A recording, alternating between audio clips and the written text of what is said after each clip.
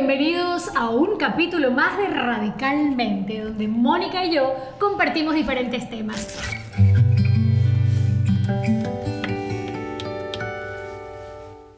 Gracias por interactuar con nosotros y también sugerirnos temas. Un tema un poquito denso, por eso hoy, a diferencia, Moniquita, de otros podcasts, no tenemos café, tenemos vinito. Vino. Cuente cuál es ese tema. El tema es la culpa. Mi abuela le decía el monstruo negro. ¿Por qué cree usted que le decía así? Porque se apodera de uno, ¿no? Es como estas ondas tétricas. Cuando usted ya comienza a sentirlas porque usted cree, siente, piensa que algo hizo mal. O que no hizo algo y que esa repercusión es maligna, es dañina para alguien. Entonces tú comienzas a sentir culpa. Yo creo que es bastante normal del común mortal sentir culpa por algo. De hecho, los psicópatas creo que no la sienten, ¿no? Es una emoción densa, es una emoción oscura, es una emoción compleja, es una emoción que nos enferma. Y efectivamente, como tú lo dices, a veces decimos, esa persona no tiene vergüenza, esa persona no tiene sangre en la cara, o es que acaso esa persona no siente culpa o no se lamenta por aquello que le hizo tanto mal a los demás. Bueno, la psicopatía o esta estructura psicopatológica que son los psicópatas, delincuentes, asesinos y demás, son personas que no tienen o que carecen del sentido de la culpa, pero esas son instancias más complejas. Hablemos de la culpa cotidiana, como esta emoción común, difícil, y es cuando nosotros consciente o inconscientemente le hacemos un daño a una tercera persona. Bueno, yo en lo que he estado revisando un poco páginas y todo lo demás, que de pronto no todo lo que nosotros encontramos en internet es creíble completamente, hay que filtrar, ¿no? Correcto. He determinado que hay culpa, según lo que yo he sentido, hay culpa interna y externa. Hay aquella culpa que usted siente ya como un acto de conciencia, cuando usted sabe que hizo algo mal o que no hizo y eso está repercutiendo en alguien, en usted, en su familia, en algún ser a su alrededor. Y también hay aquella culpa pues externa, que son las que los demás le asignan a uno y que no siempre son ciertas. Ahora hay como dos niveles o dos instancias, porque una cosa es la culpa cuando alguien hace algo a sabiendas de que va a haber una consecuencia, ¿no? Con premeditación y alevosía y ventaja. Sabiendo que esto que yo voy a hacer va a lastimar, va a herir a alguien más. Pero otra cosa es cuando yo espontánea, inconscientemente, lastimo a alguien sin querer hacerle daño. Claro. Pero luego me siento culpable porque a lo mejor a esa persona la herí, a esa persona la lastimé sin querer queriendo. Ahora, la cuestión es qué haga usted con esa culpa. Eso lo define como ser humano. ¿Qué hace usted al sentir esa culpa? ¿Qué hace? Está bien, yo tuve una explosión, que en mí es bastante normal. No creo, salud. Ya. Tú porque me quieres. Ok. Yo tuve una explosión. Oye, hay un bicho ahí, que es proteína esa nota. Bueno, es proteína. Ok. Yo tuve una explosión de rabia ahí con un Alonso de estos que estaba aquí. Y resulta que herí sus sentimientos. La cuestión es que yo después recapacito, pienso lo que he hecho, analizo lo que dije. ¿Y qué hago yo con esa culpa? Con ese sentimiento. ¿Cómo lo trabajo? Pido disculpas, pido perdón, me acerco a esa persona. ¿Qué hago yo con esa culpa? ¿Cómo lo trabajo? ¿Qué hago para sacármela de encima? Para reponer, para resarcir eso que he hecho. Hay que reparar. O sea, cuando uno ya ha evidenciado que uno le ha hecho daño a alguien más, yo creo que es importante el pedir disculpas. La vez pasada nosotros hablábamos acerca del perdón y lo liberador que el perdón es. Más allá de la persona que recibe el perdón, es la persona que ejecuta el perdón, ¿verdad? Y en el caso de la culpa, independiente cuáles hayan sido los motivos, yo creo que sí es reparador el poder... Es liberador el poder reparar ese daño que uno hizo y a veces no es tan fácil el repararlo. A veces nos quedamos con esas cosas pendientes que no solucionamos inmediatamente y que luego nos damos cuenta que pudo destruir la vida de alguien más. Y a veces cuando no... Ya en instancias más complejas, a veces cuando alguien dice, bueno, yo le hice muchísimo daño a esta persona, pero perdí contacto con esa persona se fue de viaje a otro lado, esa persona ya partió de este mundo, qué sé yo. ¿Qué hago yo con ese sentimiento tan oscuro que me está consumiendo?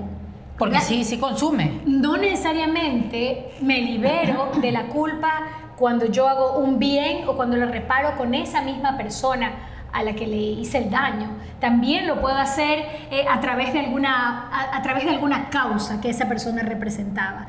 Por ejemplo, si esa persona, no sé, era una persona que me invento, si esa amante de los animales, ayudaba o era amante de los animales, entonces yo puedo reparar la culpa que le hice a esa persona porque lo estoy haciendo en mí, o sea, para yo dejar de sentir y transformar esa emoción, para liberarme, yo puedo hacerle un bien a esa causa que era la causa de esa otra persona, y a través de este bien que yo le genero a esta causa, estoy aliviando la culpa que yo siento por el daño que le causé a esta persona. También es muy cierto que uno puede hacer como este ejercicio, ¿no? Como para liberarse un poco de esa culpa y seguir viviendo, porque la cuestión es continuar con la vida. Ahora, hay culpas que son un poco más difíciles de manejar. Por ejemplo, yo siento una culpa, Ursulita. Ajá. Una culpa súper fuerte. Estamos en terapia. O sea, yo vivo en terapia con ella. Ella me dice, ñaña, lávame el mate porque siento estas cosas. Yo lo tengo cargado. A ver, suelta. Ella me lava. Entonces resulta que alguna vez cuando mi mamá ya estaba pues en sus últimos tiempos, recordarás, ella me dijo a mí que no quería ir a Solca. Ella tenía cáncer. Todos presumíamos que tenía cáncer, pero no estábamos seguros de ello. Sin embargo, ella me dijo, antes de saber, no quiero ir a Solca. Yo no quiero poner un pie en Solca. Lléveme a cualquier otro hospital, pero a Solca no.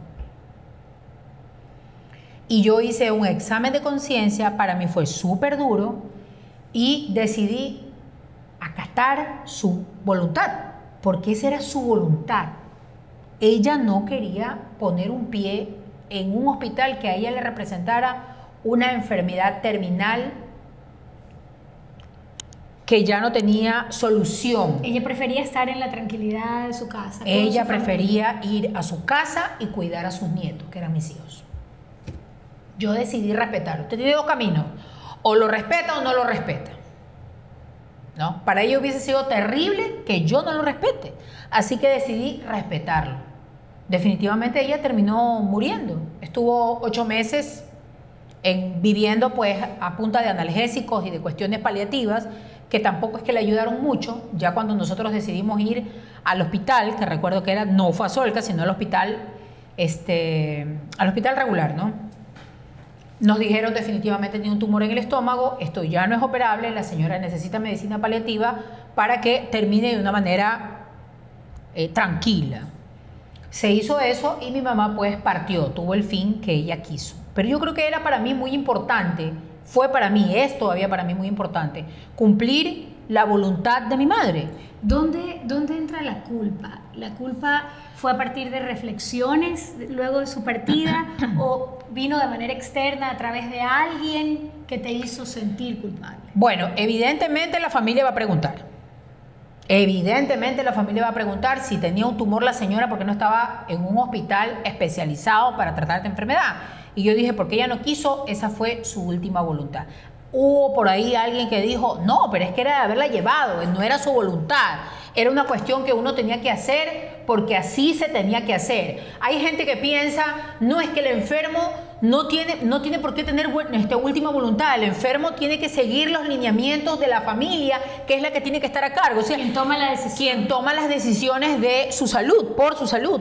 Pero yo decidí acatar lo que ella me dijo, era mi madre. Yo estaba acatando su última voluntad, entonces lo hice. Mi hermano solo me preguntó una vez, tuvo mucho respeto y nunca más me volvió a preguntar. Entonces, la culpa es interna, o sea, la culpa es mía mismo, ¿no? Yo comencé con este sentimiento de culpa como 15 o 20 días después que te llamé. Me acuerdo que te conté y tú me dijiste, ve a terapia o ven conmigo, y yo fui a terapia con otra persona y también hablé con un médico porque ese sentimiento de culpa fue tan fuerte que comencé a somatizar, o sea, a sentir cosas. Yo comencé a sentir cosas de que me ahogaba, me hincaba el estómago, ella se murió de cáncer en el estómago, y yo me metí en la cabeza y yo tenía cáncer en el estómago. Yo tenía cáncer en el estómago como mi mamá y yo me iba a morir, que no sé qué, que no sé qué. El médico me hizo una serie de estudios y después de los estudios se sentó conmigo y me dijo, a ver, ¿qué es lo que le pasa a usted? ¿Qué es lo que tiene? No, es que a mí me pasa esto, le expliqué y llegamos a la conclusión, él y yo, que lo que yo tenía era un sentimiento de culpa. Y el sentimiento de culpa puede ser tan grave como una enfermedad. Así es. Como la misma enfermedad, porque ese sentimiento, dicen muchos especialistas en salud mental, que la culpa es una de las emociones que más trabajo le dan a los psicólogos y a los psiquiatras, porque es la que más difícilmente se supera y la que más fácilmente somatiza. Así es. Y enferma. Entonces a la culpa hay que soltarla, a la culpa hay que liberarla, trabajo que no es para nada sencillo, porque desde las cosas más sencillas y cotidianas hasta las cosas más complejas, como esto que ha compartido Mónica de algo muy, muy personal, es que a veces nos quedamos con esos pendientes. Yo creo que el mundo está lleno de estos y sí. A veces nos torturamos la cabeza con y si hubiera hecho tal cosa, y si lo hubiera llevado antes, y si la ambulancia hubiera llegado 5 minutos antes, y si no le hace caso, si yo no le decía o no le hacía tal cosa, y si yo antes de le hubiera dicho tal frase o le hubiera pedido disculpas antes de. Entonces nos llenamos con el y sí, y sí, y sí, y sí, y ese y sí lo único que va haciendo es taladrándonos poco a poco y sumergiéndonos en ese mundo bastante oscuro que es el mundo de la culpa. Si usted se encuentra allí, la sugerencia desde nuestro lado es que nos liberemos un poco de eso, que podamos hablarlo, que podamos compartirlo y el poder descargarlo, porque a veces las cosas que pasan es porque tenían que pasar así. Si yo puedo reparar, revertir ese daño que hice, entonces en buena hora y lo hago. Pero si esa persona ya no está, yo también puedo hacerlo, pero ya no por esa persona, lo puedo hacer por mí, puedo trabajarlo en terapia, puedo escribir una carta donde yo me libero de esas emociones difíciles y oscuras, y como yo decía, puedo hacerlo a través de poner mi amor y poner mi buena intención en una causa específica. Ahora, hay otro tipo de culpa, ¿no? Hay otro tipo de culpa de la que también me habló aquel doctor que fue un profesional súper honesto y capaz, porque él fue capaz de darse cuenta que esta cuestión que yo traía encima no era nada que me estuviera enfermando de verdad, sino que estaba acá arriba. Lo determinó inmediatamente y no era un médico muy adulto, era un médico joven, relativamente joven. Entonces me dijo, una de las cosas que me dijo es, la culpa, ese sentimiento de culpa que usted tiene, ¿está justificada o no? Porque a veces sentimos culpa y no está para nada justificada. Porque hay personas, mi madre era una de ellas, por ejemplo, que le encantaba andarse echando las culpas de todo lo que pasaba en el mundo circundante a su alrededor y todo lo demás. O sea, ella andaba buscando una culpa por ahí que esté desocupada para echarse encima. Y esa es una cuestión que hay que arreglar también a nivel psicológico. Uno tiene que compartirlo con un profesional, porque eso es un trastorno también, es una cuestión rara. Yo tengo una amiga, por ejemplo, que ella está desocupada y ella no se halla. Está intranquila, no sabe qué hacer. ¿Qué pasó? ¿Qué te pasa? ¿Qué te ocurre? ¿Pero qué tienes? No, es que no sé. Es que tal vez tal cosa que pasó a 1000 años luz a otra persona es culpa mía. Porque yo en algún momento le dije, le hice o no hice o no le dije. El lanzarse permanentemente la culpa también nos empieza a enfermar en otro estado, que es el estado de la víctima, ¿no? Y cuidado, porque estar en ese espacio de la víctima también es un tema súper complejo que a lo mejor nos lleva a otro momento. Yo lo que hago en terapia, que este no es un espacio de terapia, este es un espacio de reflexión, pero sí el poder hacer como ese traslado de la emoción culpa, que ya hemos hablado toda la carga que esta emoción representa, a la palabra responsabilidad. Solo con hacer el salto del término, no es culpa, es responsabilidad. Sí fue mi responsabilidad, porque obvio no vamos a ir por la vida haciéndole daño al mundo y lavándome las manos, como los psicópatas. Pero tampoco voy yo a ir alimentándome permanentemente de culpas que a lo mejor no son solo mías. Hay que aprender a repartir las culpas o las responsabilidades. A mí me gusta más usar esa palabra porque tiene menos peso emocional. Entonces, no fue mi culpa, porque esa culpa es así como, es mi responsabilidad. Yo me responsabilizo de eso que hice, que provocó tales daños a una persona, a muchas personas, a un entorno, a una familia. Yo asumo la responsabilidad y como eso trajo consecuencias, entonces yo trato de reparar el daño que se hizo. Para ellos, y si no es posible para ellos, para mí y mi salud emocional. Ahora, también hay gente manipuladora. También hay gente muy manipuladora que va por la vida por ahí lanzando culpas. Lanzando culpas a los demás porque es lo que le conviene. Pero no las agarre, pues. Pero usted no las agarre, si no es suya, deje esa vaina ahí flotando en el ambiente, alguien más la vendrá a agarrar. ¿No? Entonces, cuidado también con esos manipuladores emocionales que también agarran una culpa y como necesitan que usted se sienta culpable porque ellos requieren que usted tenga o que maneje esa emoción, ¡pum!, se le endilgan y usted la agarra. Entonces, no la agarre, no es una responsabilidad suya, no es su culpa. Determine si lo es o no lo es y hasta dónde usted está comprometida con esa responsabilidad. Porque toda víctima, o en este caso toda persona que se siente culpable, necesita un victimario. Sí. O sea, hay personas que también les encanta ir por la vida lanzándole la responsabilidad o la culpa de las cosas que ellos hacen o que suceden al otro. Usted tiene que aprender a saber qué es de su responsabilidad y qué cosa no es de su responsabilidad. Y saber recibir lo que sí me pertenece y no hacerme cargo de lo que no me pertenece. Ok, yo me hago cargo de esto que tú me dices, esto sí tiene que ver con algo que yo hice y que estuvo mal y pido disculpas. Pero esto que me estás lanzando, esto no me corresponde o esto no me pertenece. Y así la mochila va más liviana. Así es, solo guardo lo que quiero, recuérdelo siempre. En una canasta al hombro por la acera de la vida voy guardando lo que quiero. El saludo de un vecino, el gracias de eso lo pague de un humilde pordiosero. Si me insultan, si me vean, me calumnian, me incomprenden, sencillamente lo dejo. Porque en mi canasta al hombro solo guardo lo que quiero. Qué bonito es. ¡Lindo! Finalmente, nosotros aquí solo soltamos reflexiones, ideas, pero quien toma la decisión es usted. Siempre es cada uno de ustedes. Por eso nos encanta este espacio y nos encanta que sea interactivo y los invitamos como siempre a que puedan sugerirnos diferentes temas que nosotros podamos poner sobre esta mesa. Este tema es bastante fuerte, por eso decidimos hoy poner un vinito tinto en nuestra mesa y con no proteína. Un cafecito, porque creo que esta emoción compleja de la culpa todos la hemos sentido. A todos nos ha hecho mal el sentirnos culpables por algo o que hicimos o que dejamos de hacer. Porque también hay culpa por omisión. Ah, por supuesto. Yo también me puedo sentir culpable por lo que no hice en el momento que debía hacer. Así es peligrosísima también. Y a veces uno también se echa culpa. Por ejemplo, alguna vez una amiga mía me culpó tal vez porque su matrimonio destruido, porque yo no hice algo que tenía que hacer. A ver, espérate un ratito. No le correspondía. ese no es mi pito, le digo. Ese es tu problema con tu marido. Nadie se debe meter. A no ser, porque toda regla tiene su excepción, a no ser que tu amiga esté corriendo peligro. No. O sea, si este señor está atentando contra la seguridad y la vida de esa mujer, ahí sí tienes que intervenir. No, Yañita, definitivamente el pobrecito era él. Okay. Ahí no hay cómo salvar a la chica. Oye, sí. Okay. Hay culpas y culpas.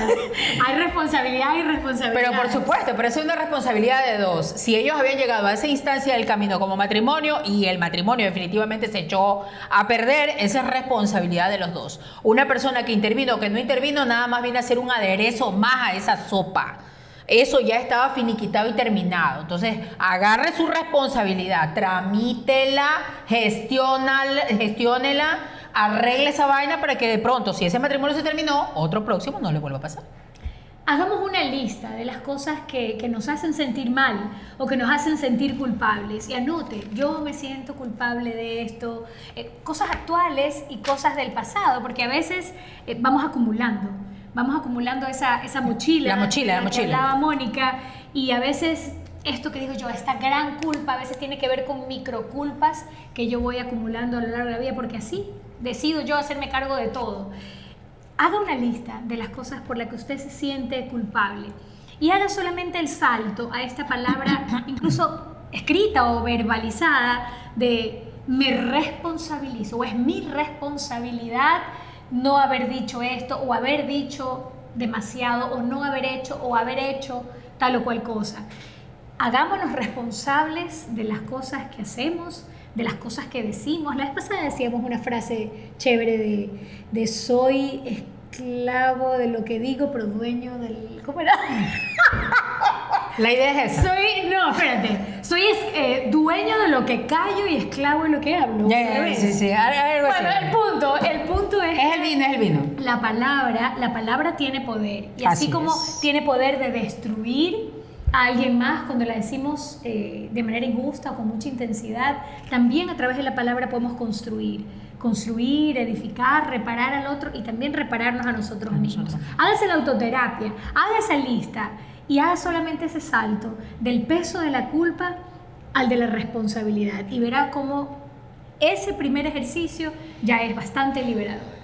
Y reflexione sobre su verdadera responsabilidad y punto.